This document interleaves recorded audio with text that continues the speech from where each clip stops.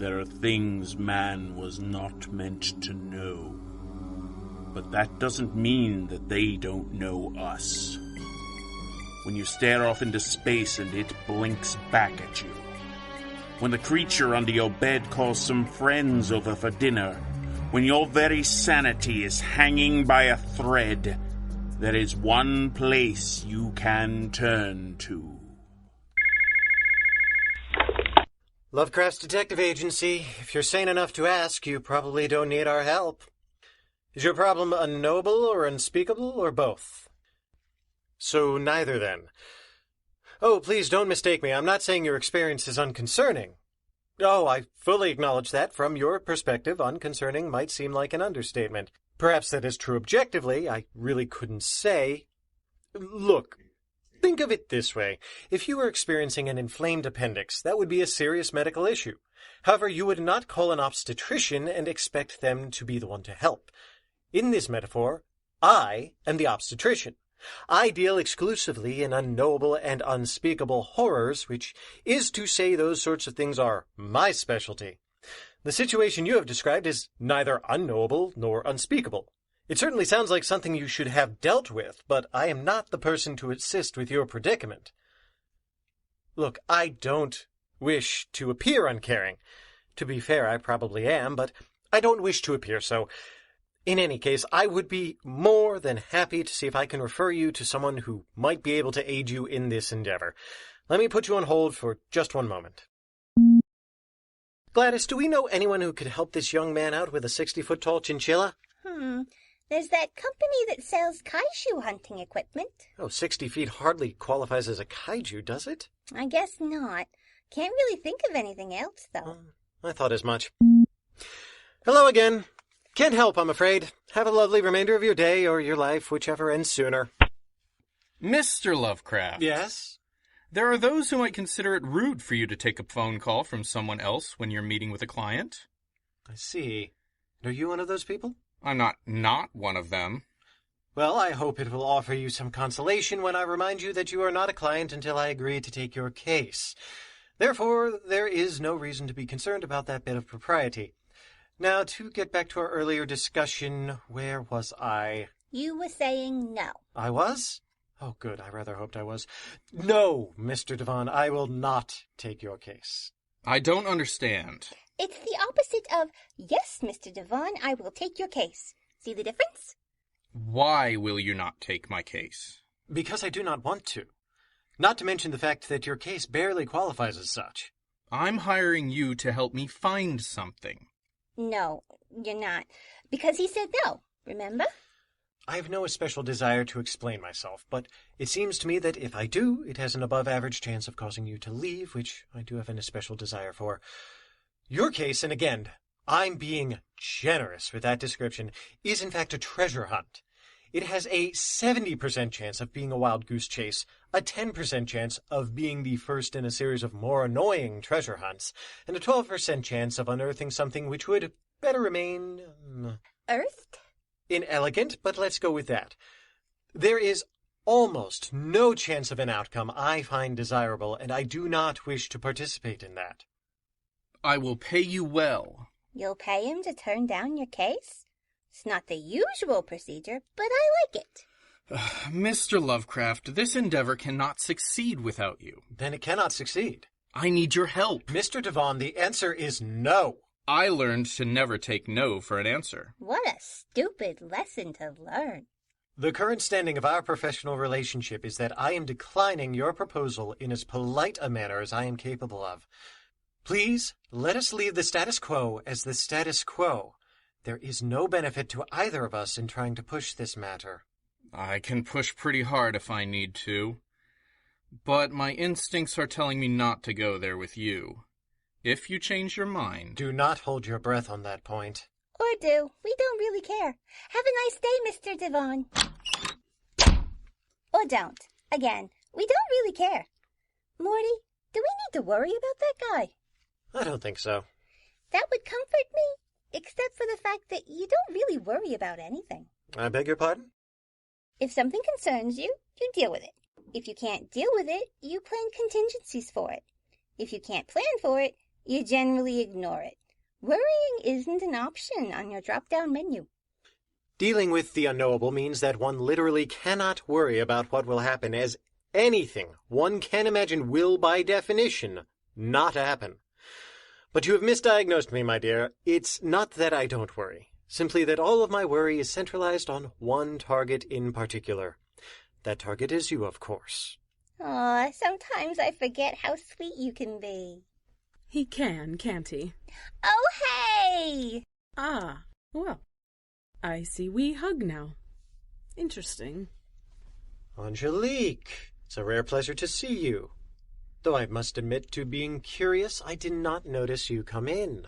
That certainly should not surprise you, Mr. Lovecraft. I've gotten to the point that people knowing that I have come in is in the distinct minority of my life experience.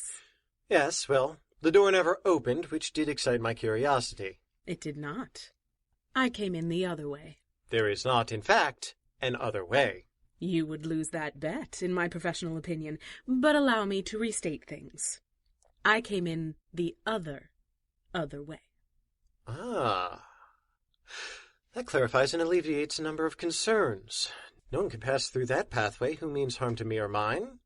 How you learn to make use of that pathway is another question. It is. It is an excellent question, in fact. Which means you're not gonna answer it. See? She gets it. A mystery for another time, then. What brings you by? I understand you recently turned down a job offer from Mr. Devon. I did.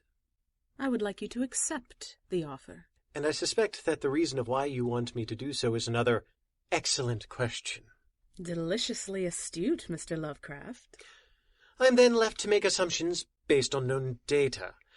You being who you are, the most logical conclusion is that you believe the item he wants to find is indeed findable. Further, you believe it will be easier to steal it from Devon than it would be to take it from its current location. I would go so far as to guess that you even have a buyer lined up for the item once it is in your possession. I know you're a detective, Mordecai, but that is nevertheless impressive. Yes, the scepter seems likely to be on the market sooner rather than later, and my employer would like to add it to their collection. Devon said he was after an amulet. I can't help what he told you, but he's absolutely after the scepter. Oh, I knew that part already. The amulet is cursed to kill the first person to touch it. The scepter is the object with some intrinsic value. He wants me to pick up the amulet so he can leave no loose ends. Oh, dear. How rude. Well, that should give you plenty of incentive. Not even a bit, actually. Devon wants me to help, then he wants me dead, because those two things in that order happen to be convenient to him. There are enough entities that wish to kill me that I have long since stopped taking it personally. I'm certainly not foolish enough to put myself in a position where I am easier to kill just to spite someone for wanting to kill me in the first place. No, Angelique, if you wish me to take on this task, you're going to need to answer 2 questions for me, no matter how excellent they may be. Fire away, pet. Question 1 is going to be the usual. Why would we want to see the scepter thingy in the hands of your collector instead of with Mr. Devon? Devon does not want the scepter. He wants to sell the scepter to the highest bidder. Unfortunately, he's short-sighted enough that he will not ask what the highest bidder will do with the scepter, and the idea of destroying the world probably has not entered into his mind. My employer, on the other hand, has possession of several items which can destroy the world already. You can at least be sure the end of the world is not the endgame for my employer. Fair enough. So we move on to question 2. What can you possibly offer me to make me willing to work in close proximity with a man who I know is hoping for a chance to murder me? I am certainly not unprepared for that question. We will begin with remuneration. In addition to whatever Devon is offering you. Which we are going to need to collect up front. Quite so. In addition to that, I'm offering you triple your usual daily rate. As there is a non-zero chance that I won't live to spend it, money is not the end-all be-all of incentives for me. Ugh, we were getting along so well, and then you say the spiteful words about my favorite thing in the world. In any case, as I said, I would begin with remuneration. The second part of the payment is quite perfect. You may have what is in this box. Oh, you are good at this. I am, aren't I? For the man who deals with the unknowable and the unspeakable, I felt it only appropriate to offer something unknown and unspoken. It could, of course, be almost anything smaller than the box itself. A priceless trinket, a lucky rabbit's foot, the key to a certain woman's boudoir. The inside of an empty box. Also possible. It's simply a matter of whether you believe the contents of this box I'm offering are worth risking your life over. All right, Pandora, we have an accord. Gladys, would you... Oh, please, Morty, I'm already dialing Mr. Devon's number.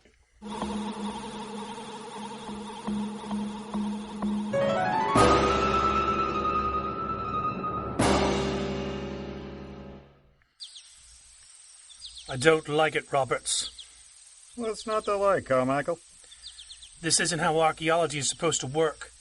When you find a map made centuries ago, it's supposed to only be as accurate as maps were a few centuries ago. They're not supposed to be more accurate than my GPS. Right now, just about anything is more accurate than your GPS. I expect technology to be unreliable in remote areas. I do not expect ancient maps to be hyper-reliable. So, what you're complaining about is that your job is too easy? No. I'm saying that it's too unbelievable. When you translate text from an ancient language, it doesn't come out in English as perfect rhyming couplets. This is not how archaeology works. I guess I'd be more concerned about that if I was an archaeologist. I'm a guy who goes in and takes stuff. But this has to be a setup. Someone wants to think that the amulet is here. Largely because the amulet is, in fact, here. Makes sense to me. This doesn't seem like a setup to you, Mr. Lovecraft. These things have been hidden for years. Hidden? I don't get the sense that the people who put the regalia here had any particular desire to keep their activities a secret. Finding the path here was the tricky part, as the entrance was obscured. That was probably done by someone outside of the cult we're tracking down. Since we found the path, however, it's been a pleasant stroll down a clearly defined trail. There's some overgrowth from the passage of time, but we've not had any doubt about where we should go. The cult wanted this place to be found. So why hasn't it been? Who says it hasn't? Aw, she's right. Look there. Footprints. They're old. But the tread pattern is from the last half-century or so. Somebody's already been here and taken the dingus. Yes, to the first part at least. Is there a problem over here? Yes, but shooting it won't help, so go away. Sarah. Oh, good. 2 people with guns to solve a problem that requires 0 people with guns. Good times. You don't got a lot of self-preservation instincts, do you, Roberts? Yes, Gordon and I have guns, because guns are a helpful tool to deal with the local wildlife, or with any idiot who doesn't want us here. Maybe you should think about that before you act like you don't want us here. You said there was a problem?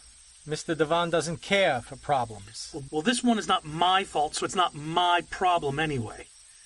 People have been here before. Old footprints leading to the temple. Odds are pretty good the regalia has been taken. The best we'll be able to do is maybe find some clues to who they were. Maybe you can figure out things from there. I don't like coming all this way for nothing. But it doesn't look like we're spoiled for choices. Come on. I want to get there before sundown. Should we have pointed out that there aren't any footprints leading away from the temple? Should we?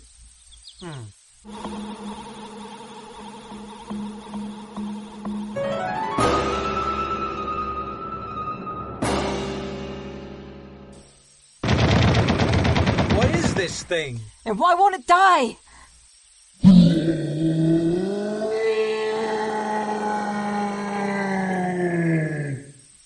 Knight to bishop 3. An interesting strategy. I believe I will castle my king. The head. Shoot for the head. Sure, you want to tell me what part is the head? Can anyone get to Carmichael? Leave him. That thing just... just about tore him in half. There's no point. Bishop takes pawn. And pawn takes knight. You didn't see that coming? Oh, no, sorry. It's a little distracting here. Would you like me to ask them to keep it down? No,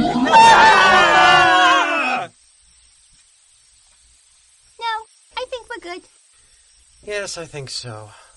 Well, sundown in about 20 minutes, and if we flood the place with light when the sun is gone, that should take care of this abomination, wouldn't you say? Queen to rook 6. Check. Queen to bishop 2, checkmate. Oh, drat. You're usually better at this, my dear.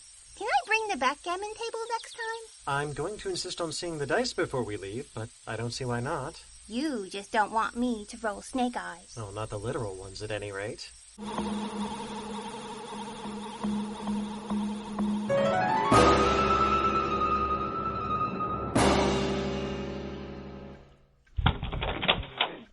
Ah, Mr. Devon, how good of you to stop by. Unannounced? And with company, I see. Forgive me, your name is? I am here for that which was promised me. This is my buyer. He'll be leaving here with the merchandise. You know, the way you drew your gun when you said that, I thought for a moment you were saying your gun was the buyer. The pistol is unnecessary, Devon. I have received your payment, and the amulet you requested is in that case on my desk. You're welcome to it. Not the amulet. The scepter. Scepter.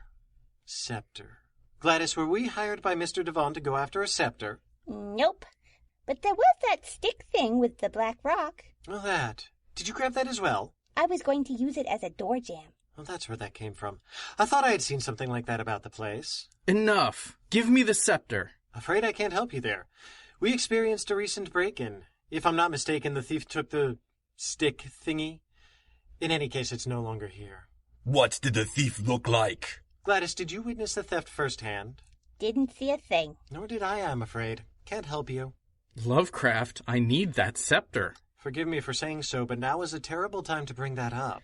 I have been promised. No, wait. I just need a little more time. Promise! Oh, that was messy. He is extremely dead now. I should say so. Well, good day to you, sir. Sorry things did not work out for you. No. Beg pardon? I have swallowed his empty promises, and all that has been promised to him is now mine. Neat! You would make a great bankruptcy lawyer. You have promised to him, and so you have promised to me. If I may, I really don't think you want to press that point. Give me what is promised. Well, all right. Though I should point out that at no point did I promise Devon a scepter. Had you been paying attention earlier, you might have caught on to this detail. So now, I'm afraid you're in a bit of a pickle. The power you have to demand what is promised is, as you well know, absolute. Unfortunately, it also means that whatever you demand, you must therefore take. So here is what was promised. Take it. I insist. No! I'm going to go out tonight to get some new rugs. An ideal solution. So, you're gonna open up our lady thief's box to see what's in it? No rush. I rather like having something to look forward to for a change.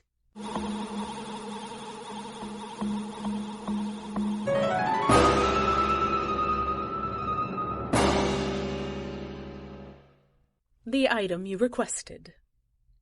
I gave you a month to achieve this task. I'm not paying you extra for your expedience. Call it professional pride. Do you know what this scepter is capable of? Almost certainly not. That's part of the reason you wanted me to obtain it for you.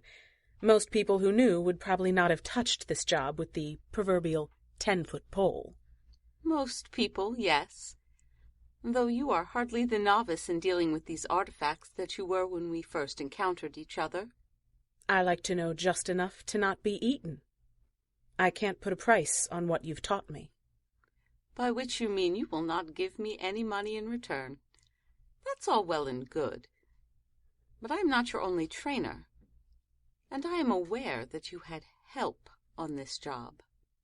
If that's a problem, the time to specify so is before you send me to do a job. My payment? No need to be belligerent, Miss Bravour. I am expressing a concern. I'm not foolish enough to try to stand between you and a large pile of lucre. Your payment in cash. Ah, delightful. Please let me know if you need anything further. I have quite a list, as you know. However, you need to be careful when you're enlisting Mordecai Lovecraft for assistance with the project I'm sending you on. I always need to be careful, Caroline. But if you prefer, I will be judicious with calling on your son for aid. You know he's my son? If it's not a question of how something defies the laws of reality, best to assume that I know it. Now, your son has quite the collection of his own artifacts. Are there any you would like me to procure? Something you don't feel he can be trusted with? Everything which belongs to me will one day be his. I don't need you to steal anything from him. In fact, when it comes to Mordecai, there's only one thing I want. It's physically possible you could provide that, but it is perhaps a bit early in our professional relationship. Oh, do tell. What is it that you want? I want the family line to continue. In other words, I want what most mothers want at some point. Grandchildren. You have been listening to the Lovecraft's Detective Agency, Episode 10, produced by Seat of Our Pants players, written and directed by Dan Wenzel. Mordecai was Andrew Dell. Gladys was Liz Music. Devon was Aaron Manka-White. Angelique was Rebecca Scheimer. Carmichael was Michael Krellin. Roberts was Adam Gastonguay. Sarah was Andy Gastonguay. Gordon was Rick Tennant. The buyer was Ray Greenlee.